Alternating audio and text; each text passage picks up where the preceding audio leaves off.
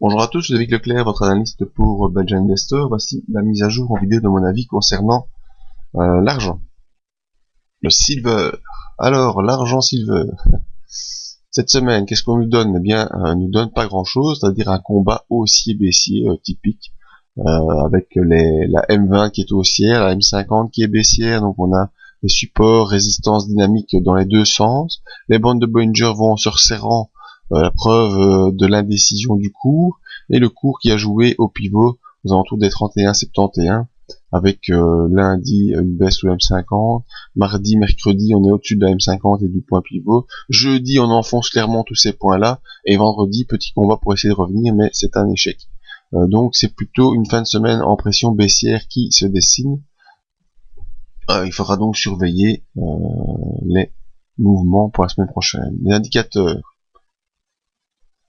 MACD, un DSI, possible croisement sur un signal haussier à confirmer pour la semaine prochaine. Stochastique, un DSI également, on croise à la hausse, on part à la hausse, on croise à la baisse et on repart à la baisse. Donc on ne sait pas vraiment tirer de conclusion sur le stochastique. Le RSI nous aidera pas plus parce qu'il est sorti de son impulsion haussière comme le cours et il est en train de latéraliser vraiment sur le niveau des 50. Vous voyez, le niveau des 50 il est ici.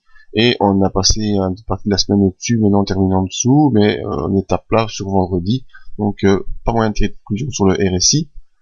Par contre, sur les volumes, ça c'est important de voir que même si y a des grosses tentatives de pression baissière, les volumes sont plutôt haussiers pour l'instant. Donc sur l'argent, plutôt un sentiment haussier. Donc on a ici ce triangle ici de vraiment de congestion qui peut être assimilé à un flag ou un fanion, pas comme les gens veulent l'appeler. Donc normalement, sortie de ce fanion devrait se faire par la hausse.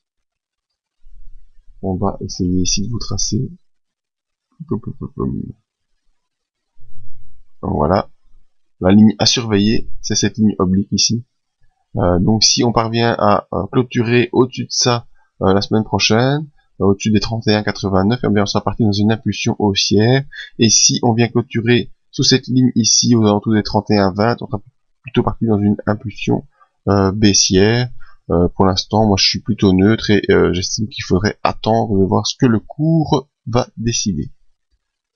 C'était donc mon avis sur l'argent. Vous pouvez nous rejoindre sur le site pour d'autres avis et analyses, la petite page Facebook pour les mises à jour et le lien, l'adresse mail pour me joindre en cas de questions. Merci à tous et à la semaine prochaine pour d'autres vidéos.